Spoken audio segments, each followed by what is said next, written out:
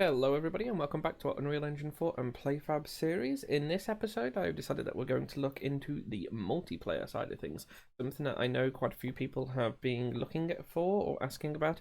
So I decided that now we're going to look into it, and then the final couple of videos are just going to be the smaller things, more like things that, aren't necessarily needed for Playfab to run. However, it's more like a quality of lifestyle of things, so looking into the experiment side of things, the A/B testing, and then looking at the data and dashboards just to give you an understanding a bit better of how it reads all the data and how it displays it back to the user.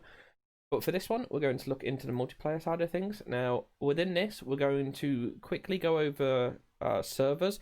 Now, I'm not obviously going to set one of these up because it takes a long time to do so. Again, you have to add your credit card stuff in because servers cost money in order to run and keep going. Depending on how many players use it, and obviously with this being a tutorial series, nobody's going to be using it, so I'm going to be paying for nothing for free there. So it's like, might as well not bother. I'll show you my other project that I still have access to, show you what it looks like when the servers are initiated, sort of thing, and we'll look through that. We'll look into matchmaking. At the moment, this is still under preview, but the system is pretty good already. And this is the sort of thing that most of you are probably going to use for any sort of matchmaking within your game, so basically queuing and going into the right queue. There is Party. Now, Party is a little bit hit and miss. It exists, and you have to enable it first in order to do so. However, Party is not fully there, as in some of the calls don't currently exist, or it's not 100% assured that that you can do this sort of thing. We're going to look into it anyway and look into what it's supposed to do and what you can do with it. However, using this party sort of thing, it's similar to, say, Steam's party system. However, if you're going to use the game for Steam, I would highly recommend using the Steam API to create parties, because it's a lot more better set up, and it already exists. Obviously, in order to do that though, you're going to need some sort of API calls for the callback systems, which at the moment there isn't anything built into the engine for it. You're probably going to have to look for a plugin. There are a couple already out there, and again, you could always use the plugin I've created for the microtransaction callback. You couldn't simply take the engine plugin, bring it into your project under plugins, make sure that that the project has a Visual Studio file there, make sure that it compiles, make sure that you probably need to add it into your build .cs. So once you've created the Visual Studios stuff, then if you go into source and then into your project, it'll be the project name .build.cs, and then if you open this up, inside of here you have some dependencies.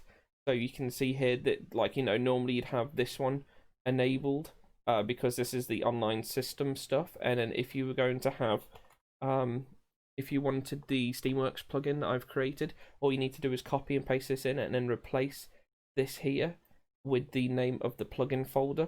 So it would simply be plugins and then the Steamworks callbacks. You just grab that name there and put it in to this. So you just simply create another one and then put it in here. Now, you don't need to do this. However, this creates a private dependency model within Unreal. So there's different ways of doing this. As some need it, some don't. Here they put the online systems in, but the advanced Steam session stuff isn't in here. So you don't need to do it, but you might want to do it, especially when it comes to compiling or building the game. But yeah, so if you want to bring that across to your game, the plugin that like if you grab the plugin from the marketplace and bring it across into your specific project, then from there, the stuff is already there, hopefully, for you to understand how to then hook up the party stuff. So all you need to do is look at the Steam documentation for the API, create a new Steam party, say .h and .cpp, and then hook it all up the same as the other ones that I've already given examples are hooked up, and then hopefully you should then be able to read it in game, similar to how the microtransaction works. When we're not going to go into that, but that is a way there. The party side of Playfab is interesting, and it also you can also just do it with groups. So you could create a group for the players to be in whilst they're in a game, and then disband the group once the game is over. But it's not, you don't need to do it, and if you're going to use Steam, I'd probably recommend using the Steam one anyway. And then lastly here, we just have legacy. Now, the legacy side of things, we're just going to ignore because this is for things that no longer really exist. This is like the older system for how they used to do things. They've kept this in here for people who have, have had a game around for a long, long time, and that use these systems that haven't upgraded yet. But we don't need to worry about these, so we're just going to ignore that. The main thing for this is looking over servers and looking into the matchmaking and how to set that up from within the Unreal Engine. Now, obviously, again, you can do the exact same calls from the API through CloudScript, which I would recommend, as always. I'd recommend you do anything to do with, this sort of thing through CloudScript, just because it's a lot more secure if you set it up properly. However, it's a lot easier to visually show you it through the Unreal Engine. So I'm going to show you it through the Unreal Engine as we go through this. So let's get started. I think first off, we're just going to look into the matchmaking, and we'll come to servers after. So for matchmaking, you have this here. It says no queues found, and you create queues. Now, queues are for basically different game modes, basically what your player's queuing into. So say if you had multiplayer modes that were different. So take a card game. Say if you had best of 1, best of 3, draft, and not to mention if they're ranked, you could create queues for each individual one of those, so that then people only get matched up against other people looking for that same game. So if we click on queue, you can see this sort of stuff here. You have the queue configuration and the usage. The usage is once it's been set up, and you can actually track in real time, or near enough, the calls that are being made to Playfab from players. So you can have a look at average matchmaking time. How long's it taken people to get matched together? The average time to cancel a ticket. So when the player starts searching, they can actually cancel it. Unlike things like with Hearthstone, where it, I think it brings up that big spinny wheel. I don't think you can actually cancel it. Whereas in, say, Dota 2, once you start, they actually have a red X button down at the bottom, and you can cancel the matchmaking.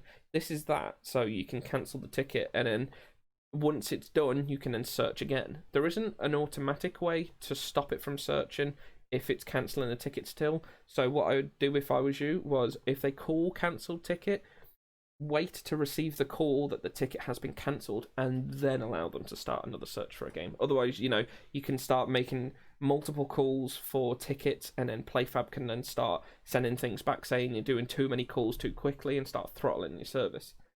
There's also match completion rate, so this is the time it takes for tickets to for players to be matched together. This is the cancelled ticket rate, again similar thing, and this is tickets waiting for a match. So you can see here in real time how many, or near enough, how many people are actually waiting for a match. So how many people are in the queue waiting for a match to begin. Now, in order to get any of these to work, obviously you have to set up the queue first. So we're going to create the new queue, and then we're going to call our queue test queue for now, simply because it's not really going to be used anyway. Then match size. Now, this is the match size of the people that are going to go into the game through this queue.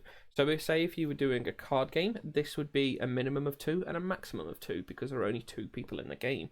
If this was something, say, like a Dota 2 match, it would be a minimum of 10 and a maximum of 10, because you only want 10 people in there. Now, if you're going to create something like a Battle Royale style of game, you may want the minimum to be 90 and the maximum to be 100, so the game queue can, the match can actually start, or begin its starting rather, when there's actually, it's not completely full, but it's almost there. So this is down to you to put in whatever you need. The ticket size. Now, the ticket size, you should usually keep as 1. It says here the maximum number of players allowed in a single matchmaking ticket, so I'd probably keep this at 1. If specified, it must be greater than 0 and less than the maximum match size. So, the match size could be pretty big. As it says here, the minimum match size could be greater than or equal to 2. Obviously, you can't have a match of 1, duh. If the queue uses teams, which we'll get into in a moment, then the maximum match size must be less than or equal to 32. Otherwise, the value must be less than or equal to 100.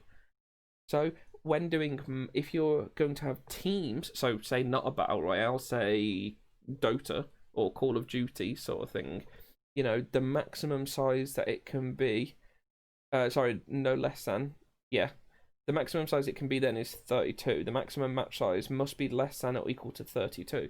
So then, divvying up the teams. If it's a battle royale style of thing, you can have it up to 100. So the next one is statistics visible to players. Now this is if you want to show the players whilst they're queuing what the current queue situation is like. So we have here show the number of players matching. These you have to call these. So through the API when we do get match and all that sort of stuff, which I'll show you shortly, it will actually be like a variable that you can call like we normally do using the get field names. So you'll be able to actually call this, I think it's something like players in queue or something like that. So then you can call it and then you can display it in the UI how many players are actually queuing for the game. And there's also show the time to match statistics. So this uses the statistics from the usage and it takes like the average time of players to be able to match to a game. So if you want to display to the player, most of the matches begin in less than 5 seconds or something like that, great, show them that. However, as I'll show you shortly, this doesn't automatically round up to a whole number. This is this can get into decimals quite long, so it's probably better for you to manually round it up. Otherwise you're going to have average match time 2.54321 or something like that. Who needs that? So I'll show you that in a little bit again. And the best way to do it is obviously just to round it up, or you use a whole number rather to represent it. Now, with matchmaking, you can hook up the servers directly into this. So if you enable server allocation, so once the match has been found, allocate it to a server, you need to tick this box. And then obviously here, you select the build for the multiplayer server to run on. This should usually be your latest server, basically. I'll show you this in a moment on the other game that I was working on a while back and how this has been set up, just to give you an understanding of how this works. Now, and the next bit that we have is teams. This is optional. This is more if you need teams. So, team 1 and team 2, red team, blue team, enemy, defenders, I don't know, something like that, whatever you want to call them. Now, this allocates people to this randomly. So, say if you had just 2 players, you would have team 1 and team 2, and then team size min and max players 1 to 1. So it only assigns 1 player to each team. Now, if you were going to create, say, a Dota style of game, and you had 5, you would have to change this to 5, like so that it assigned 5 players to each team. Now, you can also make it so that it's actually less.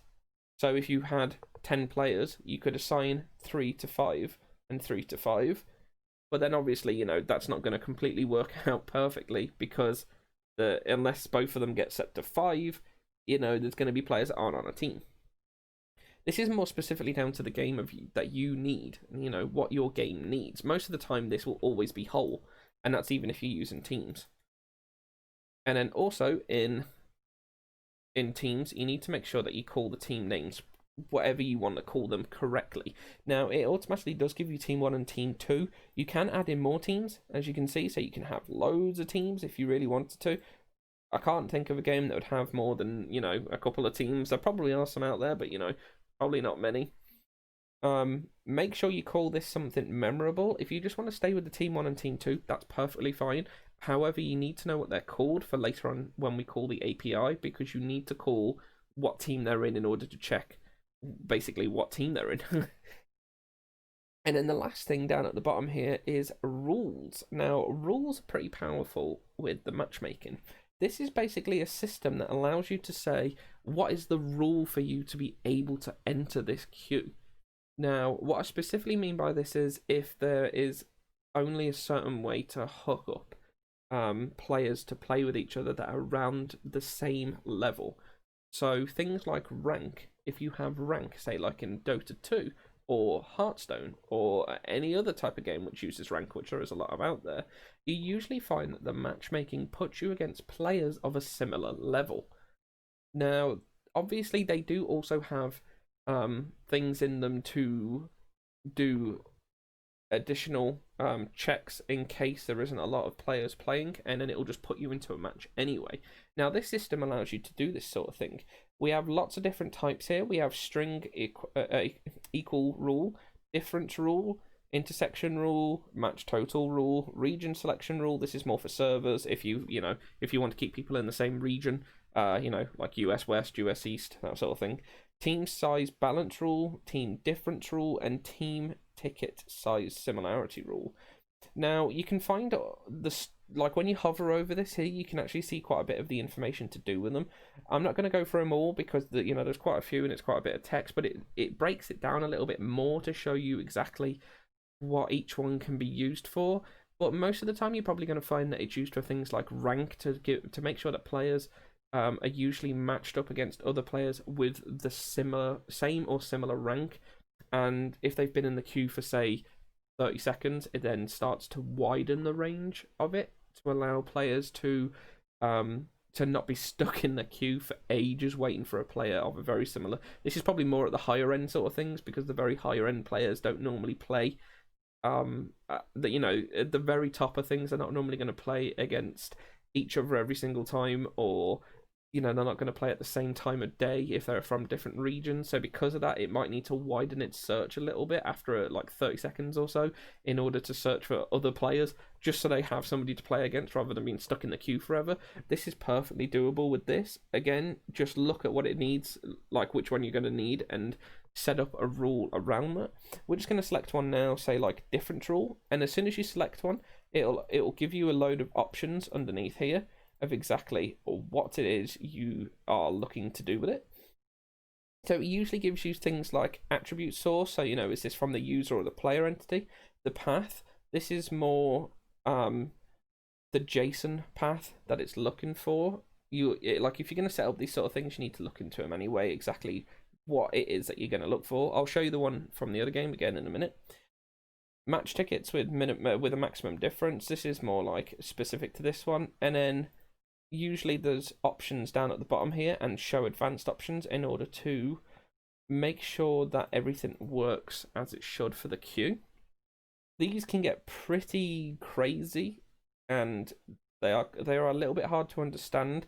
If you just want simple matchmaking for now, like a simple way in the game for the players to be able to match against players, say like in a best of one game, just simply create best of one, put in the match sizes that you need, set the match ticket to be greater than 0 and less than the matchmaking size, as that one says. If you want to show off these, show the statistics of player, take out the server allocation unless you have somebody specific doing servers, and then set up the teams. And then don't bother with any other rules or anything like that. Just give the player access to the game. Later on down the line, when you understand this a little bit more, you can come in and set up the rules, but they are quite hard to get hold of. They're quite hard to understand because there's a lot of them, and they work more depending on the type of game, and they work better with things like servers. But if you just want somebody to get into your game and say you want to do testing, but you want to make sure that the game modes are split between them, so say like Call of Duty style, attack and defend, team deathmatch, HQ, all them different game modes, you want to just make sure that players that are searching for them match against the same one and they get put into the mode that they were hoping to play. Just get that set up first, and then later on down the line you can look into things like rules and hooking up servers. So I have brought across the other project that I was working on a while ago through Playfab, and it's just to show you some of the basic things between servers and matchmaking with the servers actually set up. So if we have a look at some of the matchmaking cues, you can see here that they actually have a rule in them, and this is specifically to do with the regions and the servers. So you can see here that they have enabled server allocation and selected the most up-to-date server.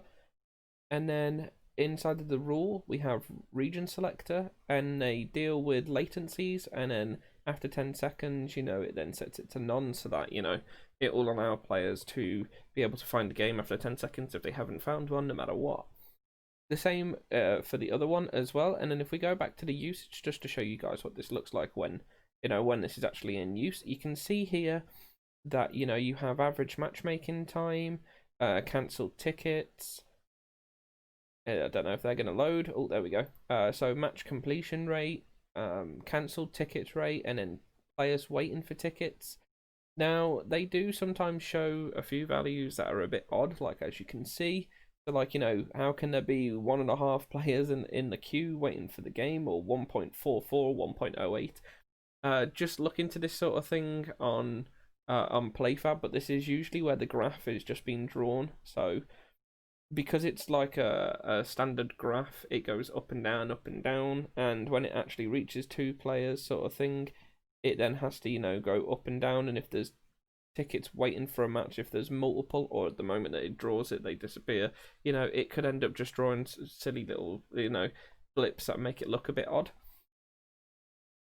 This is useful for if you want to make sure that people, are finding a match within a normal time, if they're making sure that they're finding a match, making sure that if people are cancelling tickets, making sure that it actually goes through. You can see here in the red that we have requested and timed out. I think you can just show, you can just show which one's which. So you can see here that people have requested the cancelled ticket, and then if it's actually gone through or not. This is useful if sometimes, they have internet problems and you want to make sure that the request is actually going through properly. So then on to the server side of things. Now in the servers, you can see that they have actually set up quite a few servers. This is already out of date. This is just an old view of it. But you can see here that they have initialized the server. They have active servers. So this is the amount of servers that are actually currently live. The status, which is usually green if it's good to go. Standby servers. And total servers. Now, you probably always want to have standby servers additional. This is mainly for if players have found a match and there's no servers available. You don't want to have to make them wait a couple of minutes whilst the server boots up and gets ready. You want to always make sure that you have standby servers ready so that if a match is found, they can go straight in rather than making them wait. If we go into some of these, you can see that just the regions. If we go into the details, this will show you the port name, and some of the other things that are useful. Virtual machines, this basically just shows you, if you go to the builds that you currently have, which virtual machines are running. So this is the US, and this, currently the West doesn't have any, but this is East US. So you can see here that the state's running and the server's healthy, and you can actually connect to it. You have total usage and quota. This is more to do with how much it's actually going to cost you in order to do so. And if we go to new build and then just have a look at these, this is just running you through some of the basic functionality of setting it up. So you have build name, make sure obviously you call this correctly. Virtual machine type, now this is to do with how many cores you need. Up here is the maximum of cores that you can have, but if you want to keep it on the cheap side, try and, A1v2 1 core or D1v2 1 core, try and keep it down. If you want to look into this more sort of stuff like cores more in depth, you can have a look on the Playfab on server side of things, or if you're looking at doing this anyway, either A, you already know about servers like this, or B, you have somebody who is working on this. So I'd make sure that they know what they're doing with it. Servers per machine, probably want to keep this to 1, but again, it's up to you. Virtual machine OS, platform, and container image. So you got Windows and Linux. Assets, if this is, if you're attaching any assets to it. Start command, if you have a command that needs to go in order to start up the game. Network, you probably want to keep this at 880. Certificate and metadata, again, they're optional. And then regions at the moment, most of the time, I think you always only have the US East and US West. Get a server up and running on them. Make sure that everything's running fine before you ask Playfab to unlock more for you. All you have to do is message Playfab and talk to them about, unlocking maybe some of the Europe ones. However, I would recommend always making sure that, if you're from Europe, get the West US one up and running. Make sure that it actually works how you want it, and then get the Europe ones. You don't want to end up getting the Europe ones, which might cause a little bit of time with Playfab setting them all up and stuff, to then find out that nothing works. Make sure that it's working first, and then unlock the ones that you need. Again, though, it's probably useful to have an American one anyway. But that goes over pretty much the basics of the server and the integration with matchmaking. This isn't my forte, as you might have guessed. I'm more of an in-engine person. I'm more of like a technical designer who, can make games but has nothing to do with stuff like servers. This is usually a very unique thing that, people have jobs just for server-side coding or servers. So if you're going to look into this sort of thing, I'd highly recommend just getting someone who knows what they're talking about with this sort of stuff. But once you have the server, you can integrate it into the matchmaking so that they can automatically go into the server once the game has been found. You can start making Playfab calls through the server because it's a lot more secure. Instead of doing it through the Unreal Engine, where you're most likely going to have to be calling the has authority function quite a bit in order to make sure that it's actually the server doing the call and not the client doing the call. If you have the server up and running, you can just do all the calls through there and it should be a lot more secure. But that sort of thing is, it's going to take time to get set up. And you guys need to make sure that this works properly if this is what you need. Obviously, every game isn't going to need this. If you're making a single player game, don't worry about it, sorted. But if you're making a big multiplayer game, you're probably going to need servers. Now, Playfab used to have an older system where it had to require you going into Microsoft Azure and setting all this up manually. However, they've done a really fantastic job of integrating it directly into Playfab. And because of that, now you can literally just jump into Playfab, set all of this up, and servers will be set up for you, as well as things like virtual machines, the cost of it, the cores that you're going to be using, all that sort of stuff.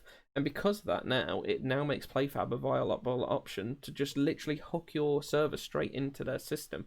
And then as well as that, because you can do all the other things once it's already done there, it makes it a great way to hook up your servers rather than having an external server that then you have to create a load of calls backwards and forwards between Playfab and the server through some sort of third-party thing in order to make sure everything's working properly. If you have it through Playfab, all of the server calls that exist on things like CloudScript, you now have access to because you actually have a server calling them. So, it opens up a lot of possibilities, but it does take a lot of time to get this done. So if you're going to do this, make sure you have somebody who knows what they're doing with it. You can learn to do this sort of thing, but it's hard. Yeah, I tried myself with this before they ended up bringing on someone who could do servers. I tried myself to understand it, but it just went straight over my head. It's just not me. I'm just not a server guy. So now that we've done that, we're going to look at the engine side of doing the matchmaking calls. There are quite a few of them, actually. It's not just one simple call in order to get it done. There's actually quite a few because you have to call the matchmaking ticket. You have to have a way to cancel the matchmaking ticket. You have to look for if a match has been found, what to do if a match has been found, all these sort of things. We're going to go over them shortly in a second in the engine just because it's a better way of visualization to you.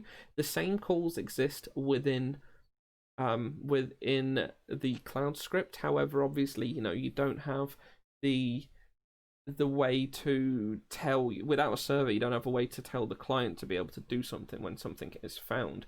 Obviously, if you want to just put some of the calls straight into cloud script, that's fine.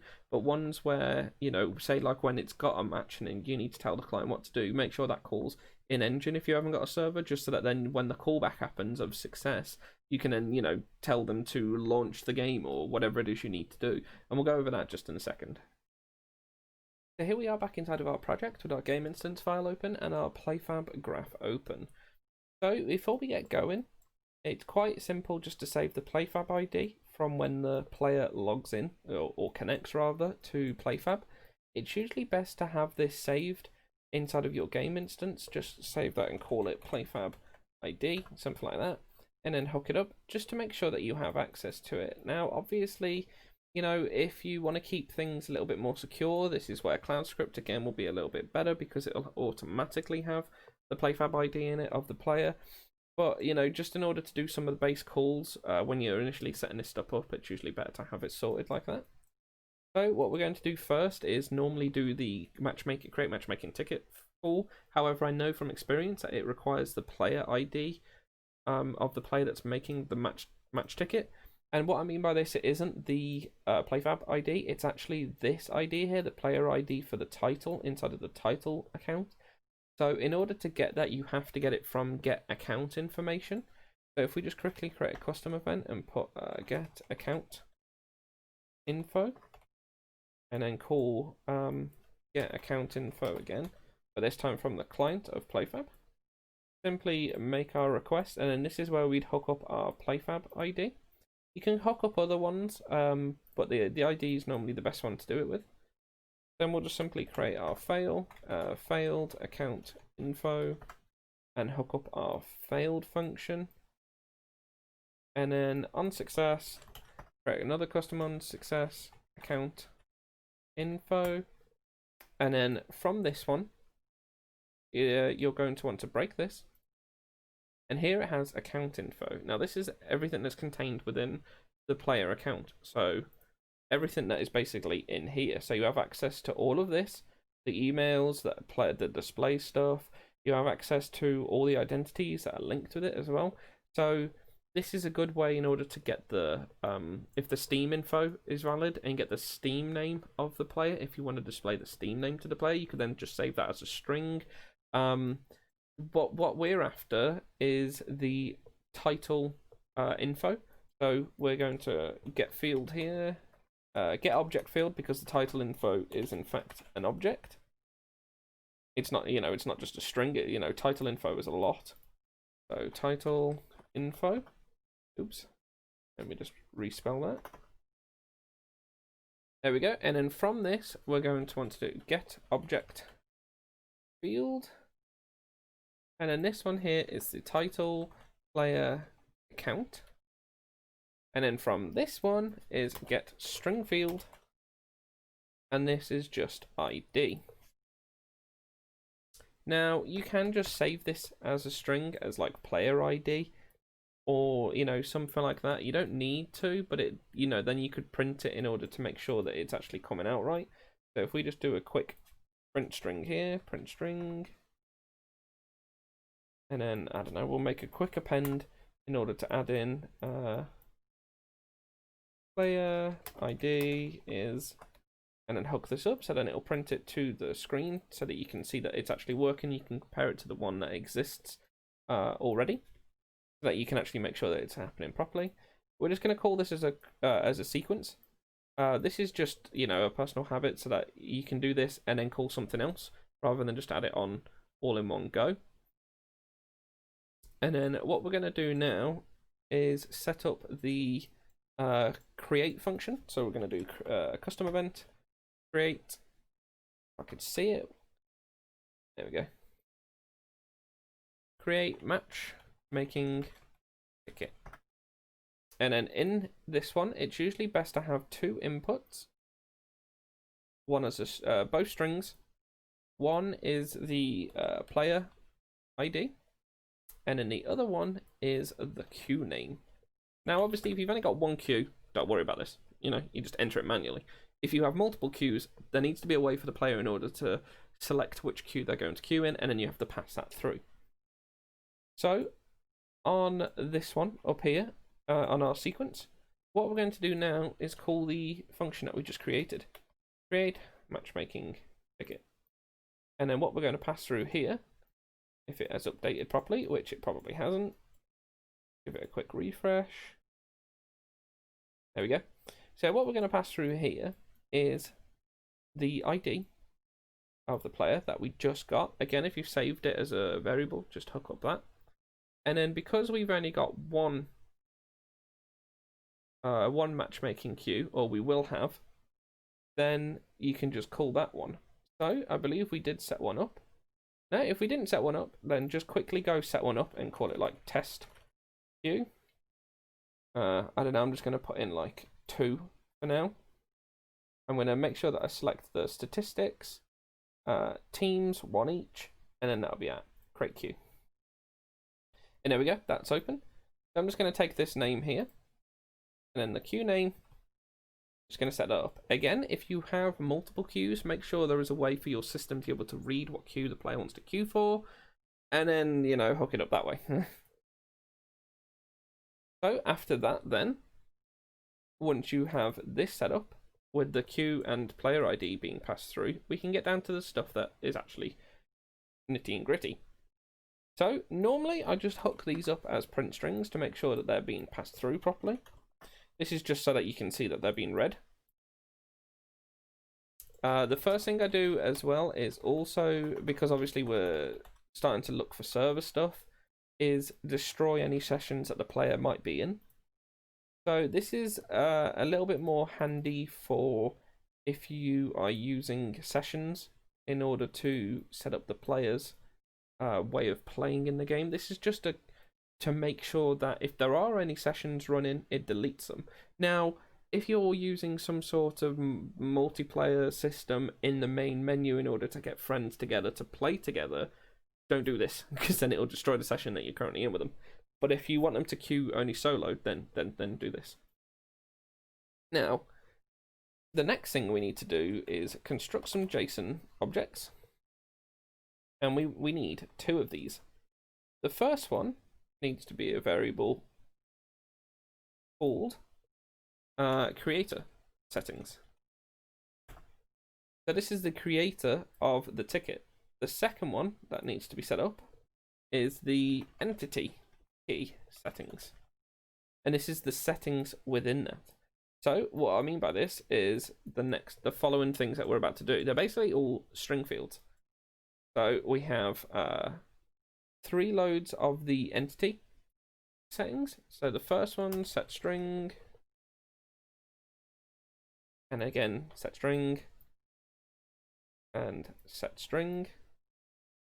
And these 3 are ID.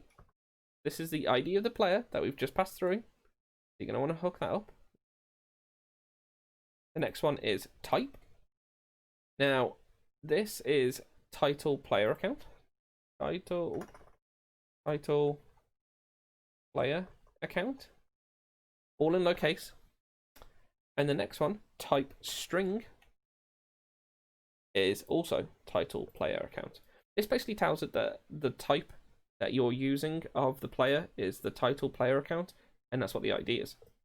Now, the last one isn't to do with the entity. Well, it kind of is, but the thing that's been set is actually the creator settings. So we're going to grab that one out. And this one is an object field. And the object name is entity. Pretty obvious, really. And then you hook up here the settings. So what this basically does is it passes through the creator settings. It gives it the entity key settings. And then if you were now going to hook up anything like the regions or the latencies and all that sort of stuff, if you have servers running, this is then where you'd hook up these. All you need to do for this is just do similar things to this. So, you set up the string field region with the string value of East US or West US, something like that.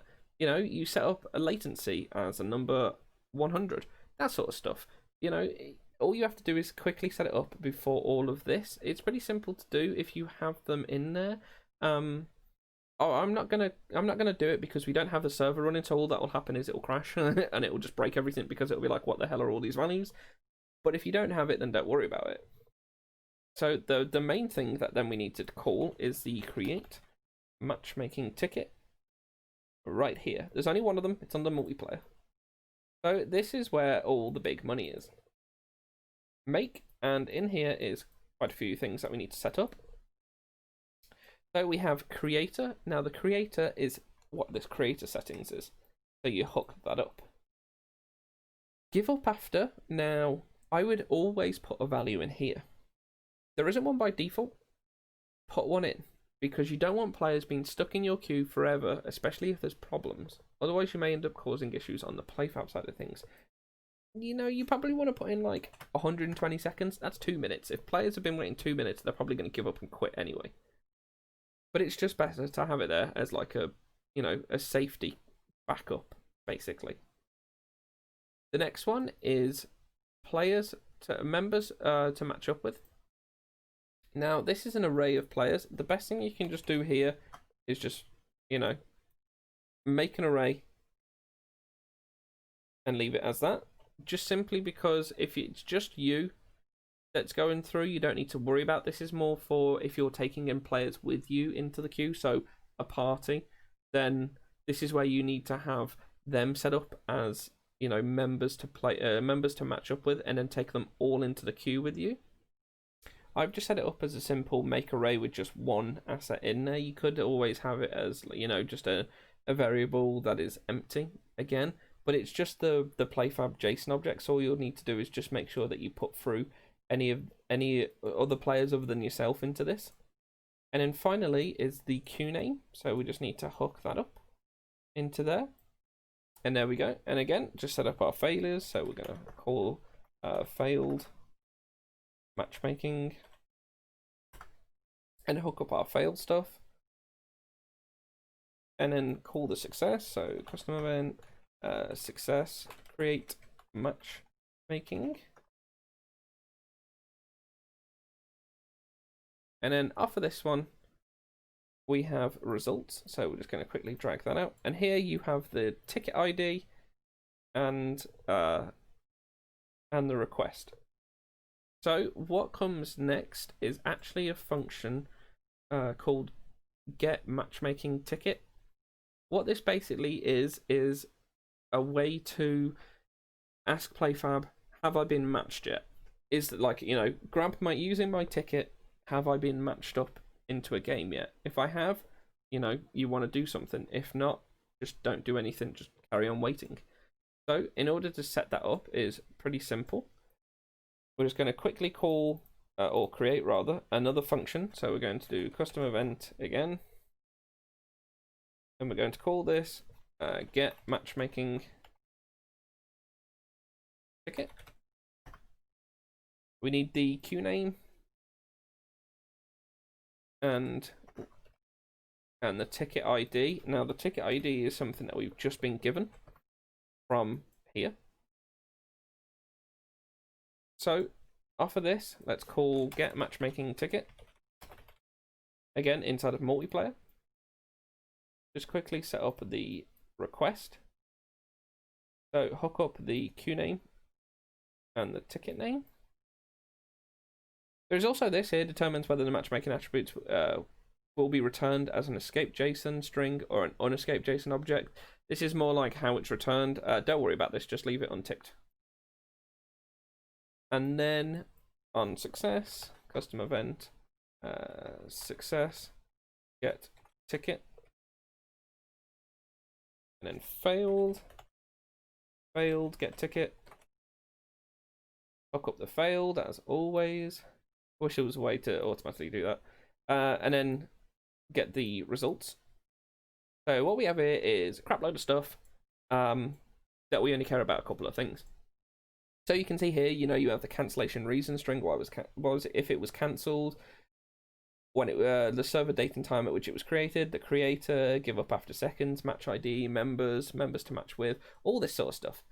The only thing we're looking for here is the status. Now, there's different things, as you can see here. It tells you possible values are waiting for players, waiting for match, waiting for servers, cancelled, and matched. The main one you're looking for here is matched. So if we just put equal to, and I'm going to ignore case sensitivity because sometimes that can be a real pain. And then off of this, do an if, and put that straight into the success. So if you are matched, you know, what do we do next? So next we need to do the next function, which is custom event again, get match. Now this again has two in it. This first one is match ID, and again the queue name. And then from here, you call get match, which is again within the multiplayer, and then create the request. So inside of here, just hook up the match ID and the queue name. Again, you can have it as escaped objects or return member. Don't worry about these for now. Create up the fails, failed, get match, and then hook up the failed. And then on this one, custom event, success, get match, and break off the results. Now again, this has a few things in it. We have match ID, members, region preferences. This is more for servers, server details, you know, servers, and then request. So you can go through each one of the members with a for each loop. This is easier if there's only like 2 people. If you have like 100 people, probably not the best way to do this, but our queue only has 2 people in it, so it's not the end of the world. And then we're going to do some stuff after that. Now, in order to get this all to call, you're probably on the success create matchmaking, you're probably going to want to set up a quick variable here for ticket ID, like so. And then we're going to want to set up some sort of timer, because the get match ticket, where it returns the status, this has a limit of 10 calls per minute through Playfab, which means don't go crazy. Yeah, you don't want to go absolutely crazy with this, because they will then throttle your service down and you won't be able to make as many calls. So what you're going to want to do here is probably create some sort of function or event that is called, and then make it like a time loop for it, basically. So what we're going to do is create one called check if match found, and then from in here we're going to do set timer by event, or not by event, sorry, set timer by function. We're just going to quickly grab the name that we called this and put it in, and then we're going to set this to be looping and every 10 seconds. Now, you can use as low as 6. I probably wouldn't recommend it. I'd probably use something like 10. I mean, 10 seconds checking if you found a match. Players are going to hang on an extra few seconds. It isn't going to kill them. Just quickly promote this to variable. Searching timer handler. This is just the timer handler for the function. And then inside of this function, all we're going to do is do the get matchmaking ticket.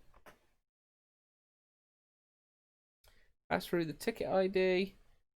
Oh, and seeing as we've only got one queue name, I'm just going to put in the queue name that we have. Now, obviously, if you have multiple queues, then you need to save the queue name when you're passing it through the system. So, say like when you're calling this create matchmaking ticket from here, save the queue name somewhere along here as a variable, so that then you can hook it straight up. Again, we don't have to worry too much about this because we only have one queue, so it isn't the end of the world, and it will only ever be that one. So what it's going to do is it's going to check this every 10 seconds.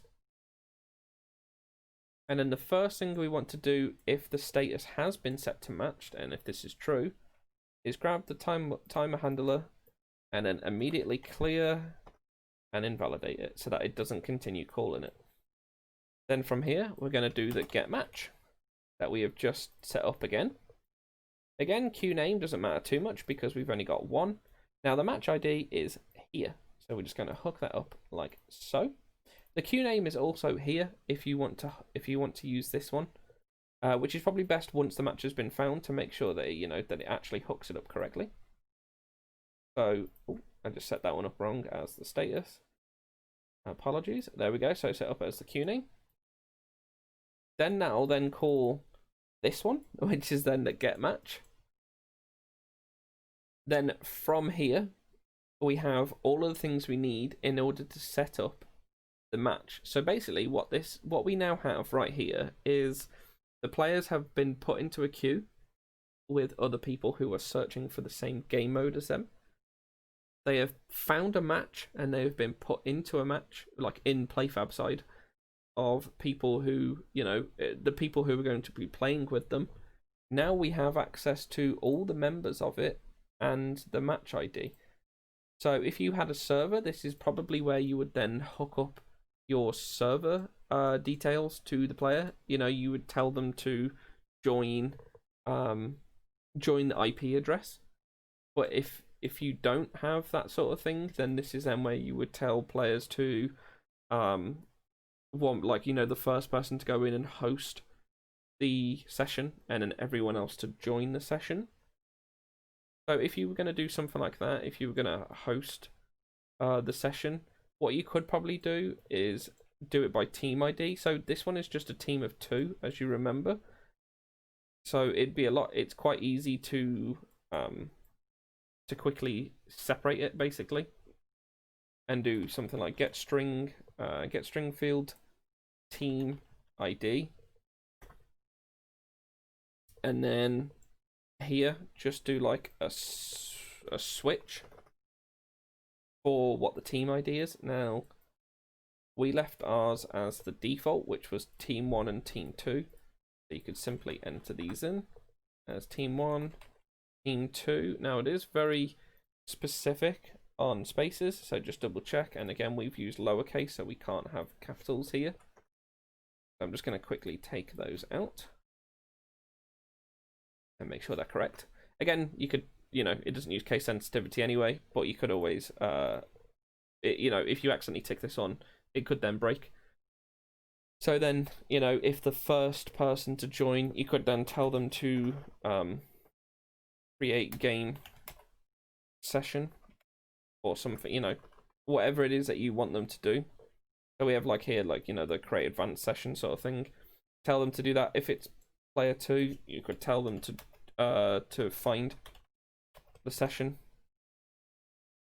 So find session advanced, and then get the first one, because there's only ever going to be one, and then join session, like so, on the success. Now obviously, in order to make sure that there's only ever one of this, whenever you're creating the session, what you want to do is make sure that it has properties that would then make it basically there would only ever be one of them, and the best way to do that is by using the match ID that we already have access to. So the best way to do that is to simply create make an array here, because this is our property keys, and then here we're going to make a string property, and then we're going to call this the key. Here we're going to call this match ID. Now again, this is only good if you're going to do like a peer-to-peer type of thing, where one person is the host and another one's the client, or you create a host dummy, and then you bring in the 2 clients. That's fine to do as well. This is basically down to whatever you want to do. If you've got servers, then obviously it's a lot easier to do this, because the server will take care of everything else. But then basically all you need to do on the filter side of things, for joining the session, is then just make sure that the array is equal to. So what we're going to do is quickly just make an array here,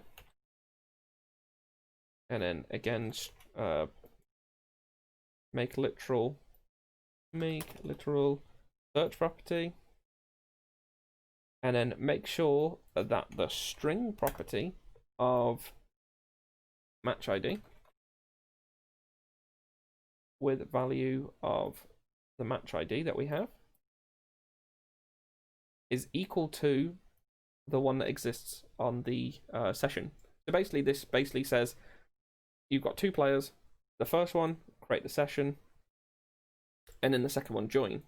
Now, the only way that this the difference here is that you're setting an extra setting, and that is a setting property of match ID, which means that unless somebody else has this exact match ID, which isn't going to happen, then they're not going to be able to find it, simply because the match ID is pretty long. Like, we've printed out some stuff above, so you could always put here, you could always put a quick print string and put in the match ID, and you'll see just how long this is of random characters and numbers, so it'd be pretty hard to guess.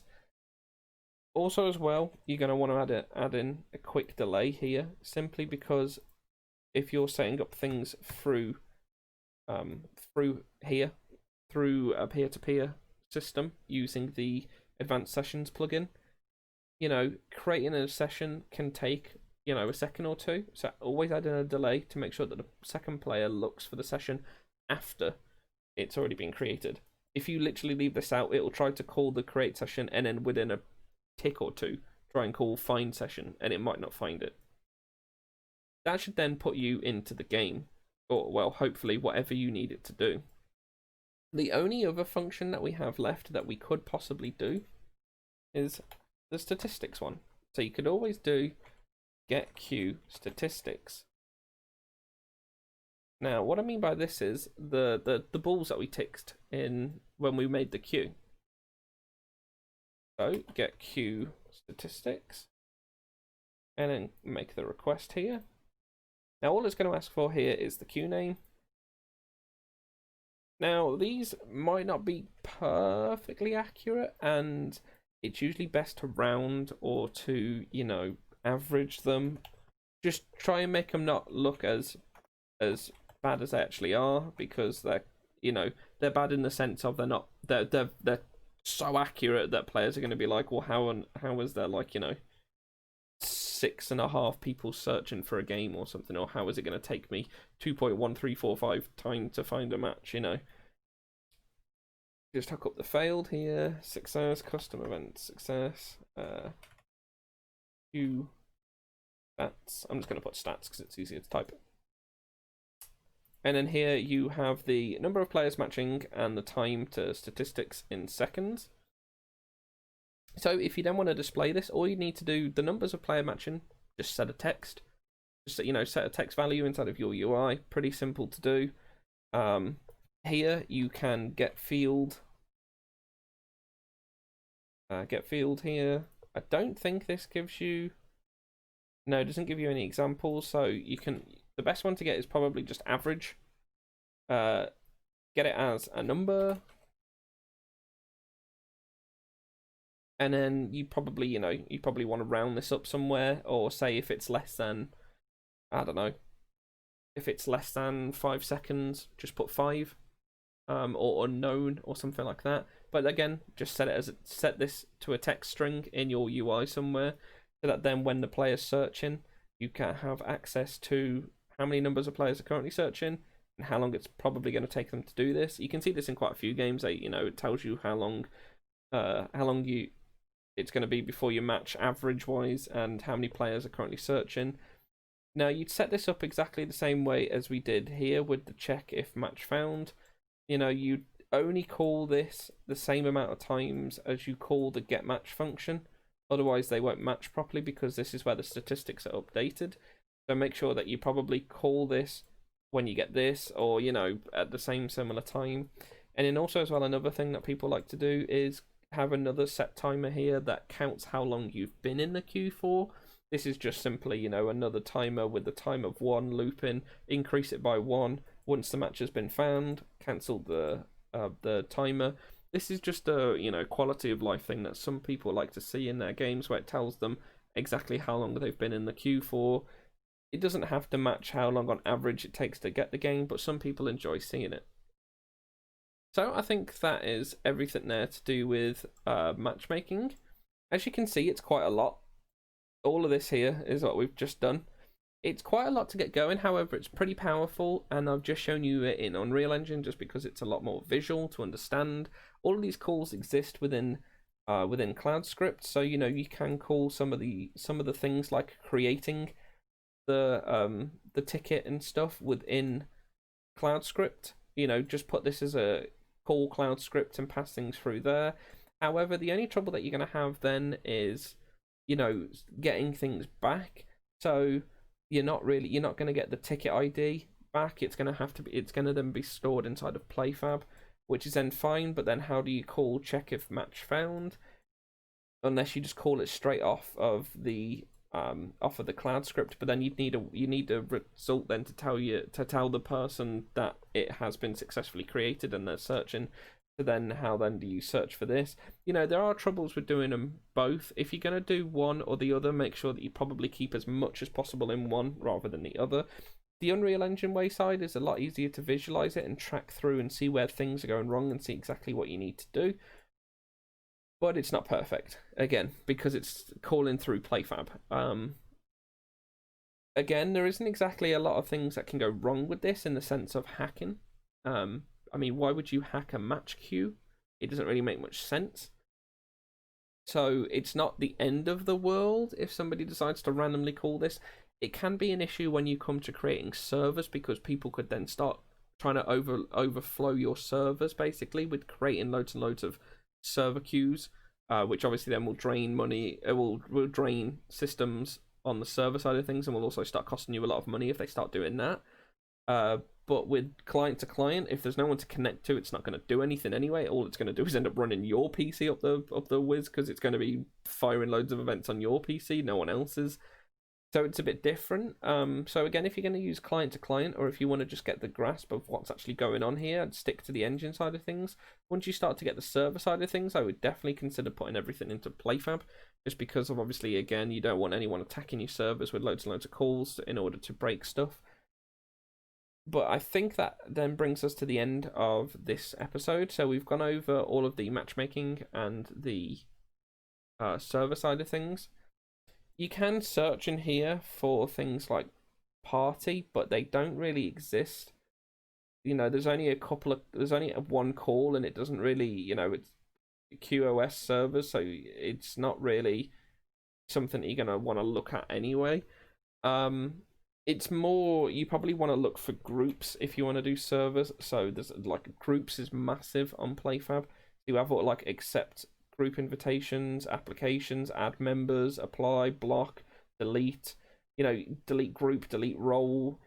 You know, you can go crazy with this. And if you want to have some sort of group like that in Playfab, party like that in Playfab, groups is the best way to do it. However, you must remember that there's a limit to how many people can be in the group.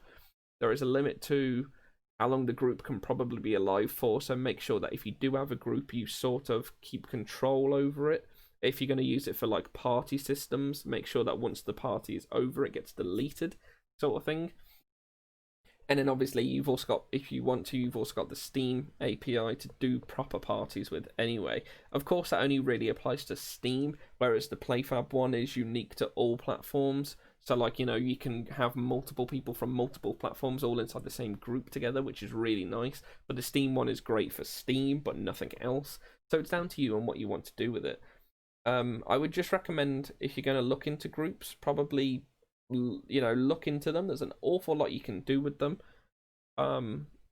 Seeing as it's only me doing these tutorials and I've got no one to test with, I can't, you know, I could make a group, but it's going to be a group of one, and I ain't really going to be able to show you what you can do there, so it's not really going to be the best. But if you want to do this sort of thing, it's very powerful and very good to do, so I'd definitely look into it.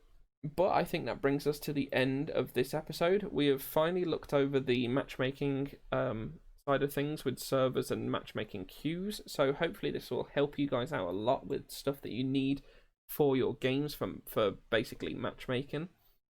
As always, I seem to be having a few comments in the YouTube videos now of people asking things, which is great to see. I love seeing people, you know, getting into the videos and trying to do things. Sure, you know, I may have missed out one or two things on a video. It's not, you know, it's not my fault. I've got a lot going on as it is. You know, sometimes a couple of things can just switch by that I either don't record or have forgotten to do, because this is like a fake project. Some of the things don't work 100% of the time because I'm having to back end it a little.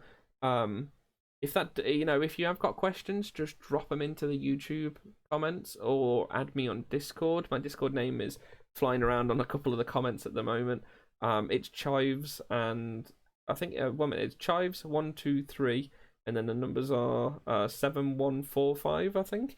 It is in the YouTube comments. I'll attach it to this description anyway if you guys want to contact me. But most of the time I'm around, you know, I'm able to try and help out. I've already helped out a few people on there with situations for things like setting up the microtransaction plugin and stuff. So, you know, if you have any questions, don't be afraid to ask, and I'll try and help out as much as I can with it. Don't come and ask me how do you set up a server, because, you know, I ain't gonna know that. I can give you the basics, but that's about it. But if it's more specifically to do with some of the things, like, you know, within some of the things that we've gone over through videos, and I may have missed something out that you want to understand, or I've skipped over something very, very fastly, and unfortunately it's been missed, then just let me know and we'll talk about it. You know, we'll go through it and I'll help you try and get exactly what you need. But other than that, guys, I hope you have a nice week, and I'll see you again soon. Bye!